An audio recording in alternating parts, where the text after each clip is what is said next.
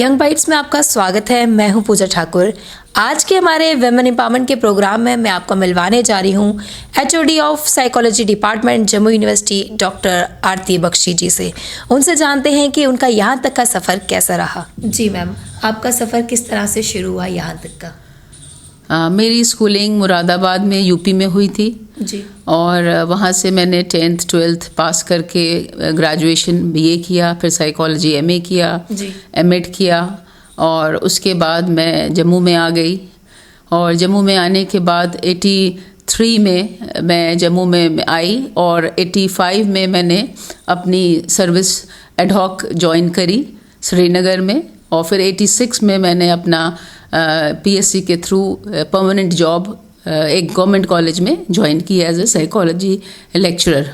तो मैम, अगर साइकोलॉजी की बात की जाए तो आपने यही सब्जेक्ट क्यों चूज़ किया था? अब इस सब्जेक्ट में लोगों को जानने का अवसर मिलता है, समझ सकते हैं और लोगों की मदद भी कर सकते हैं और लोगों को हम हर तरह से बच्चों से लेके बड़ों तक सबके लिए हम थोड़ा सा उनको कुछ बातें ऐसी बता सकते हैं जिससे उनको आगे चलने में आसानी हो। बहुत से ऐसे इश्यूज़ हैं, प्रॉब्लम्स हैं जो आजकल हम देखते हैं समाज में हो रही हैं। अगर उनको पहले ही हम थोड़ा सा अवेयर कर दें तो वो चीज़ें उनमें थोड़ा सा समझ आ जाती हैं और तरह तरह की काउंसलिंग जो है वो की जा सकती है। शुरू से ही आपको रुझान था कि आपको साइकोलॉजी में ही आगे बढ़ना है?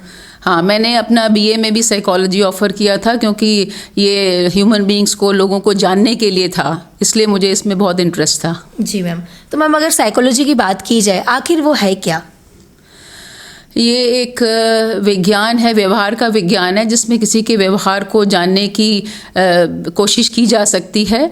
क्योंकि जो लोग होते हैं उनकी एक पर्सनालिटी होती है, उसको समझने में थोड़ा ये हमें मदद करती है।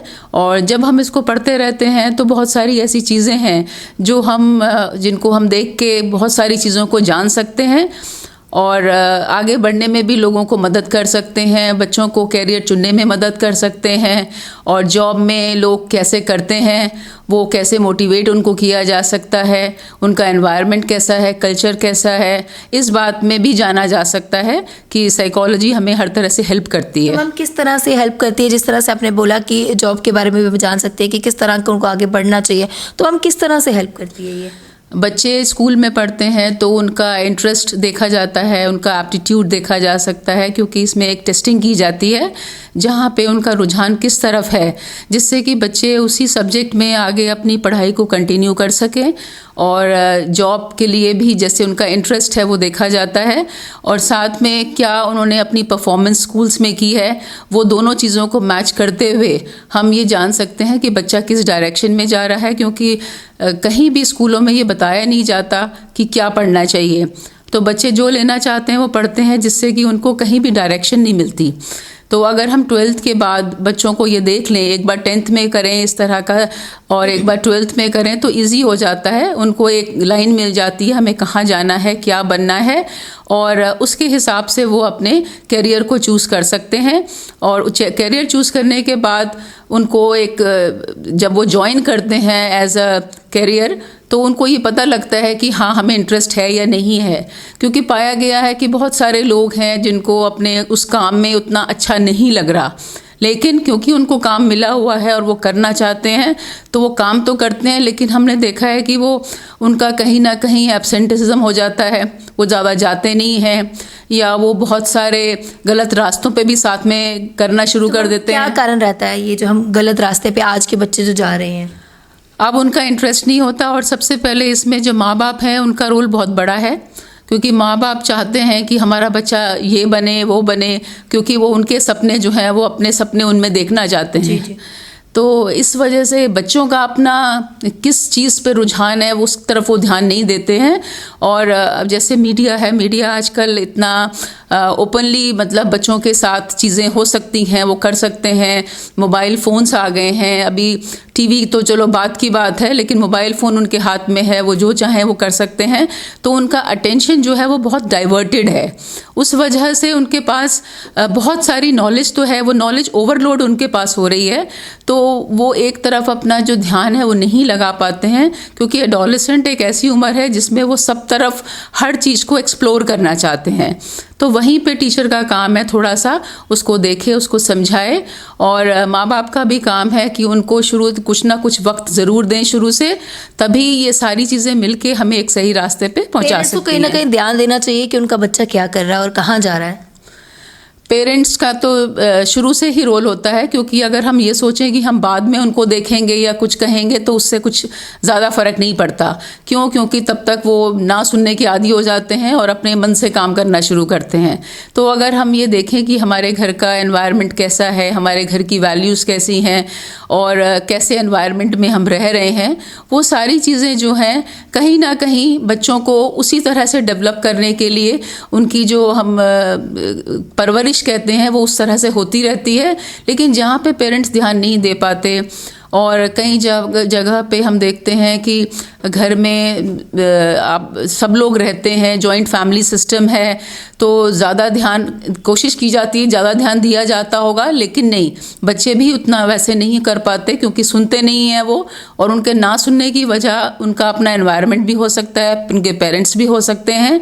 तो वो तो देखना बहुत ज़रूरी है। साथ में फिर स्कूल में क्या उनको कराया जाता है, वहाँ पे उनका पीयर प्रेशर या पीयर ग्रुप किस तरह का है, किस तरह के लोग उनके साथ हैं और वो कैसी बातचीत करते हैं, कितना क्लासेस में ध्यान देते हैं, वो सब से लेके ही उनकी जो पर्सनालिटी है वो एक एडल्ट उसमें डेवलप होती है। मैम, साइकोलॉजी सब्जेक्ट की बात की जाए, इसमें हम माइंड में जो चल रहा है वो शायद पढ़ सकते हैं, आपको ज़्यादा पता क्योंकि आप साइकोलॉजी था। मैम, आपका एक्सपीरियंस कैसा रहा? आपने अब तक मतलब कि जैसे किसी की प्रेडिक्शन करनी हो तो किस तरह से आपने की हुई है, किसके माइंड में क्या चल रहा है? ये तो कोई ऐसा नहीं है कि किसी को देख के बताया जा सके कि उसके माइंड में क्या चल रहा है, लेकिन हाँ, अगर कोई बिहेवियर किसी का कंसिस्टेंट होता है, कि अगर कोई बच्चा सपोज झूठ बोलता है और वो रोज़ ही झूठ बोलता रहता है, तो ये कहीं ना कहीं ये हो जाता है कि ये उसके पर्सनालिटी में चीज़ है, उस पर कभी भी कोई ट्रस्ट नहीं कर सकता और तब उसको प्रेडिक्ट किया जा सकता है। खाली देख के किसी को कुछ नहीं कहा जा सकता। तो कुछ एक्टिविटीज़ उसकी किस तरह की है, मूवमेंट किस तरह से वो कर रहा है, बिहेवियर किस तरह का है, उस तरह से हम प्रेडिक्ट कर सकते हैं कि क्या मतलब कि उसके दिमाग में क्या है या वो क्या करना चाह रहा है। हाँ, उसकी थोड़ी सी हम अगर ये देखेंगे क्या एक्शंस हैं, क्या वो करता है, किन लोगों के साथ वो रहता है, और उनको कुछ समय तक अगर हम देखते रहेंगे तब हम उसको कहीं ना कहीं एक अनुमान लगा सकते हैं कि ये बच्चा इस डायरेक्शन में जा रहा है, तो कहाँ पे हमें कंट्रोल करने की ज़रूरत है। और क्योंकि जब तक हमारे या बच्चों के पास एक गोल नहीं होगा तब तक उन्हें कुछ नहीं मिलेगा। तो उनको बिजी रखने के लिए हमें बहुत सारी एक्टिविटीज़ में उनको इन्वॉल्व करना चाहिए, जैसे स्पोर्ट्स की एक्टिविटीज़ हैं, आउटडोर एक्टिविटीज़ हैं, तो वो उसमें जितना वो पार्टिसिपेट करेंगे, डिस्कशंस हैं उनमें पार्टिसिपेट करेंगे, तो वो ज़्यादा ही अपने आप को संभाल भी सकते हैं और उनको एक डायरेक्शन भी मिल सकती है। जी मैम, अगर आज के बच्चों की बात की जाए ना, उनका अपना खुद का गोल सेट नहीं होता, उनको ये समझ नहीं आता कि उन्हें कौन सी फील्ड में जाना चाहिए, तो वो किस तरह से अपना गोल सेट करें? इसी के लिए मैंने अभी आपको बताया कि कैरियर के टेस्टिंग्स होती हैं, जिसमें कि हम देख सकते हैं कि वो मेडिकल फील्ड में जाना चाहता है, लॉ की फील्ड में जाना चाहता है, आर्ट्स की फील्ड में जाना चाहता है, कॉम्पिटिटिव एग्जाम्स में जाना चाहता है।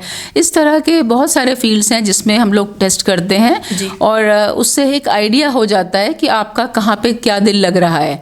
तो उसमें अगर हमें उस तरह से अगर कुछ चीज़ें मिल जाती हैं तो हमें माँ बाप को फोर्स नहीं करना चाहिए कि हमें बच्चे को डॉक्टर ही बनाना है, इंजीनियर ही बनाना है, क्योंकि मे बी पेरेंट्स को इतने ऑप्शंस पता नहीं हैं जितने कि आजकल लोग काम कर रहे हैं। तो वो एक्सप्लोर करने की ज़रूरत है। बच्चे एक्सप्लोर करते हैं इसलिए उनको पता चलता है, लेकिन पेरेंट्स नहीं करते, तो वो अपना सारा प्रेशर जो है उनको फोर्स करते हैं कि आप ये पढ़ो, और जिसकी वजह से उनमें कहीं ना कहीं टेंशन और एंजाइटी जैसी चीज़ हो जाती है, क्योंकि जो बहुत ब्रिलियंट होते हैं उनका एक अलग तरह की पर्सनालिटी हो जाती है। जो नहीं पढ़ते हैं, ज़्यादा एवरेज बच्चे होते हैं, उनको समझ में नहीं आता क्या करना है, तो वो जैसे फ्रेंड्स करते हैं वैसे ही वो भी करना चाहते हैं, और इसीलिए अपने ग्रेजुएशन लेवल तक, मास्टर्स लेवल तक भी उनको ये नहीं पता कि हमें आगे करना क्या है। मैम, अगर आपके एक्सपीरियंस की बात की जाए यहाँ तक की, क्योंकि हर एक की लाइफ में जब भी वो कामयाब बनता है किसी ना किसी का बड़ा हाथ रहता है, पेरेंट्स का तो सबसे बड़ा रोल रहता है,